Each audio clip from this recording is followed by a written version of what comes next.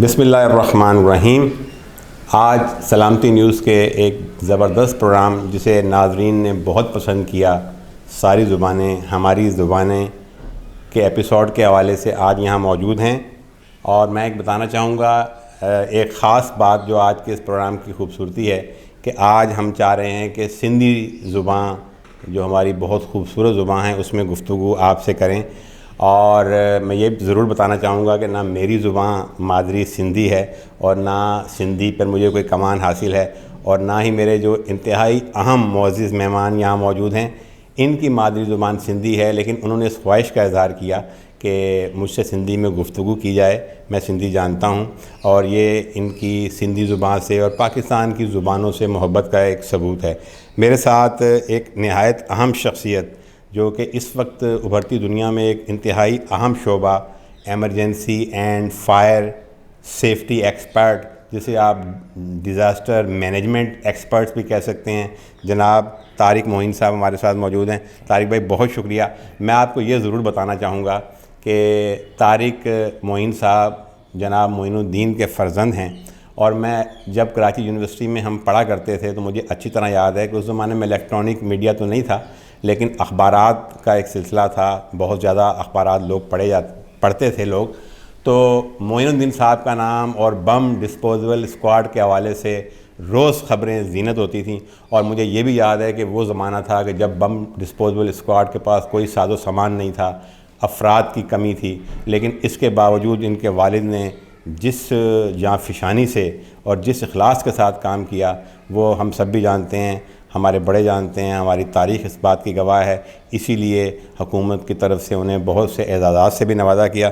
तारिक भाई बहुत शुक्रिया आज हमारे साथ हैं, और मैं चाहूँगा कि आज आप सिंधी ज़ुबान में अपनी गुफ्तगू का आगाज़ करें।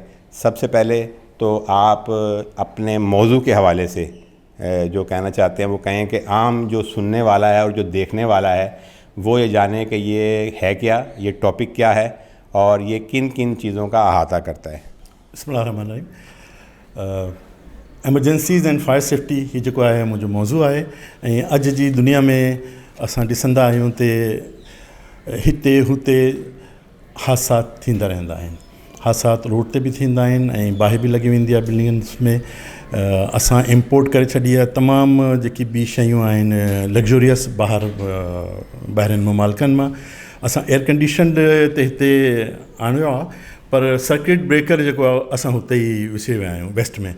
त ज़रूरी आहे ते असां फायर ते सेफ्टी ते पंहिंजी तवजो खे मरकूज़ कयूं। हिन करे ते साइंस जे डेवलपमेंट सां जेकी आहे हैज़र्ड हिननि सां रिलेटेड आहिनि जेका हू बि वधी विया आहिनि, ऐं इहो ई मुंहिंजो मौज़ू हूंदो। ऐं ॿियो को हादसो थी वञे तो असांखे छा करणु खपे। These are the subjects. साईं हिकु अहम टॉपिक आहे बाहि लॻण जी सूरत मां माण्हुनि खे छा करणु खपे। बाहि लॻण जी सूरत में माण्हू खे जेका कम करणु खपनि हुननि में सभ खां पहिरियों जेको कमु आहे हू माण्हू फायर अलार्म आहे त हू एक्टिवेट करे छॾे। फायर अलार्म न आहे त गोड़ करे बाहि बाहि बाहि आग आग आग, इन करे सभिनीनि खे ख़बर पइजी वञे त हिते बाहि लॻी वई आहे। ॿिनि टिनि मिंटनि में जेको धुओं हूंदो आहे हीअ सभु रास्ता बंदि करे छॾींदो आहे। बाहि सां एतिरो नुक़सानु न थींदो आहे जेतिरो धुएं जे करे थींदो आहे। त माण्हू शोर कंदो या फायर अलार्म ऑपरेट कंदो त हिते हुते जेका बि माण्हू आहिनि जंहिं बि कमरे में मौजूदु आहिनि उनखे ख़बर पइजी वेंदी ऐं पंहिंजी जंज बचाइण जे लाइ हू ॿाहिरि निकिरी वेंदा। तो this is the first thing, गोड़ करणु या फायर अलार्म ऑपरेट।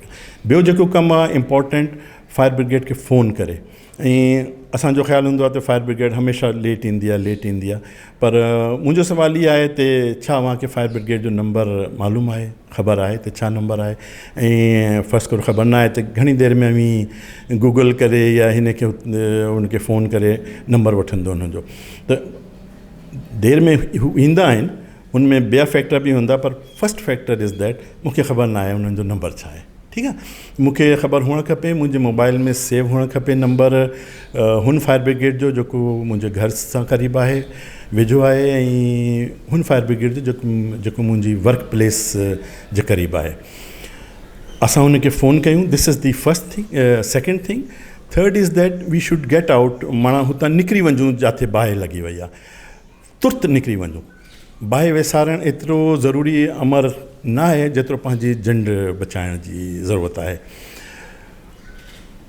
ॿाहिरि निकिरी असांखे ख़बर हुअणु खपे त किथे वञी असीं बीहंदासीं. उते सभु माण्हुनि जी गिनती थींदी त बाबा सभु माण्हू अची विया आहिनि. गेस्ट उन सां पुछंदासीं ऐं ईअं चयो आहे अटेंडेंस कंप्लीट थी, ऐं वटि को गेस्ट हो, को क्लाइंट हो, को विज़िटर हो. यकीन थी वञे त बाबा सभु अची विया आहिनि, पोइ ॻाल्हि ठहंदी. न त पोइ को ट्रैप थी वियो त रेस्क्यू फायर वारनि खे चवंदासीं बाबा हिनखे रेस्क्यू कयो. त फस्ट मां रिपीट थो कयां, फस्ट कमु फायर अलार्म ऑपरेट करणु या गोड़ करणु. ॿियो फायर ब्रिगेड खे फ़ोन करणु असांखे. टियों जेको कमु आहे हू हुतां निकिरी असां असेंबली एरिया ते वञूं. असेंबली एरिया अॻु में ई ठाहे वञूं, असां फ़ैसिलो करे वञूं पाण में. चौथो जेको कमु आहे हू बाहि वेसारण जी कोशिशि करें. हीअ लास्ट में आयो आहे. वञी ॾिसो, बाहि वेसारणु एतिरो ज़रूरी अमल न आहे जेतिरो आहे त असां हुतां इवैक्यूएट करे वञूं. बाहि वेसारण जे लाइ असां वटि हुन ज़रूरत आहे त फायर एक्सटिंग्विशर हुजे. असां सम्झंदा आहियूं त फायर ब्रिगेड ईंदी, हू बाहि उते ईंदी अलाए 10 मिंटनि में या कलाक खां पोइ ईंदी. छा ट्रैफ़िक जो पैटर्न आहे. पर इहो जेको आलो आहे फायर एक्सटिंग्विशर, ही नंढी बाहि ते क़ाबू करण जे लाइ, हुनखे क़ाबू पाइण जे लाइ नंढी बाहि ते तमामु ज़बरदस्त आलो आहे. हिन में जीअं असां अॻु में चवंदा आहियूं हिकिड़ो बोतल हिन ढकणो खोलियो त जिन निकिरियो, छा हुकम आहे मेरे आका. त हिन में वाक़ई हिकिड़ो पाउडर जो या वाटर जो जिन जेको आहे बंदि आहे. हिन खे असां ऑपरेट कंदासीं, बाहि जो ख़बर ई न पवंदी. पाउडर हिन में निकिरंदो, क्लाउड ठही वेंदा ऐं ऑक्सीजन हुतां निकिरी वेंदी. ऑक्सीजन न हूंदी त बाहि बि न हूंदी. हाणे हिन खे कीअं हलाइणु खपे. हिन में 4 अखर आहिनि, PASS, पास. फस्ट पी जेको आहे हू हुनजो मतिलबु आहे पुल द पिन. हिन पिन खे ॿाहिरि करे छॾियूं. सेकेंड आहे ए जो मतिलबु आहे M the nozzle. M the nozzle towards the base of the fire. माण्हू जड़ ते हेठि कयूं हिनखे. जेको ॿियो आहे एस जो माना स्क्वीज़. लीवर जेका आहिनि हिन खे दॿायूं, असां स्क्वीज़ कयूं. ऐं जेको सेकेंड एस आहे स्वीप. ईअं कंदासीं. हिन नमूने में अॻिते वेंदासीं त पोइ बाहि इंशा अल्लाह ताला तुर्त कंट्रोल थी वेंदी. Pull the pin, aim the nozzle, squeeze the lever and sweep. ऐं हिन महीने में हिकिड़ो भेरो इंस्पेक्शन हिन जो ज़रूरी आहे. हीअ पिन ठीकु आहे, पोइ हिन जी सील लॻियल आहे, को टूट फूट त न आहे. ॿियो जेको गेज आहे हीअ ग्रीन रिंग सायरिंग में हुअणु खपे. So this extinguisher is important ऐं हर कंहिंजे घर में हुअणु खपे. चवंदा आहियूं त असां वॾे डिज़ास्टर खां जॾहिं हुनखे मुंहुं ॾेई सघंदा आहियूं जॾहिं असां नंढा डिज़ास्टर क़ाबू करे सघूं. त हीअ जेका फायर एक्सटिंग्विशर आहिनि बाहि खे इनिशियल स्टेजिस ते क़ाबू करण जे लाइ. If U use this extinguisher ऐं बाहि विसी वई त पोइ माना सॼी बिल्डिंग बची वई, माण्हुनि जी जान जिन जेके आहिनि हू बि बची वई. तक़रीबन इन जी दस्तयाबी ऐं प्राइस पॉसिबल आहे. प्राइस दस्तयाबी ते माना आहिनि शॉप अॼुकल्ह ते डिपार्टमेंटल स्टोर जेके वॾा मॉल आहिनि हुते बि मौजूदु आहे. ऐं price is amazing. May be 2500 or 300. So it's nothing. You go to the dinner and you spend the. मूंखे ख़बर न आहे माण्हू छा कंदा आहिनि, मोबाइल जो बैलेंस घणो महीने में विझाईंदा आहिनि, पर 2500 फैमिली जी सेफ्टी जे लाइ नथिंग.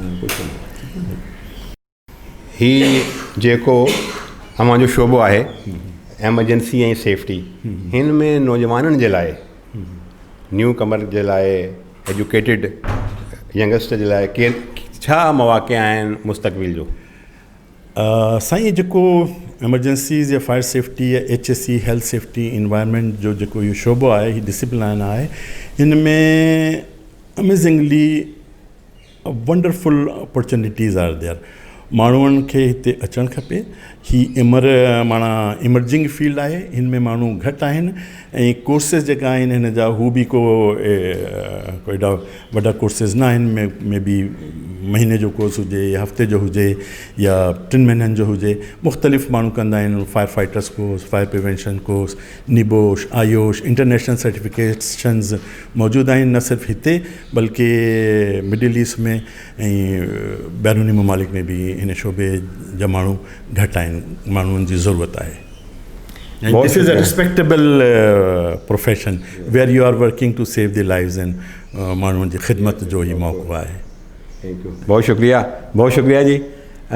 देखने वालों को, सुनने वालों को हमारा प्रोग्राम पसंद आया होगा। मैंने पहले वाज़ेह किया था कि मेरी मादरी ज़ुबान सिंधी नहीं है। तारिक भाई की तो माशाल्लाह बहुत बेहतरीन सिंधी है, और अगर कोई गलती हो तो मैं माज़रत चाहता हूँ और मेरी इस्लाह ज़रूर कीजिएगा। इंशाअल्लाह ताला मैं इसको सीखने की कोशिश करूँगा, और आज इस प्रोग्राम को इस तरह ख़त्म करूँगा कि जिए सिंध वारा जियन, सिंधी टोपी अजरक वारा जियन। और सलामती न्यूज़ की आवाज़, सलामती न्यूज़ का ख़ुसूसी प्रोग्राम सारी ज़ुबानें हमारी ज़ुबानें, पाकिस्तान की तमाम तर ज़ुबानें हमारी ज़ुबानें, ज़रूर देखिएगा। सारी ज़ुबानें हमारी ज़ुबानें। बहुत शुक्रिया।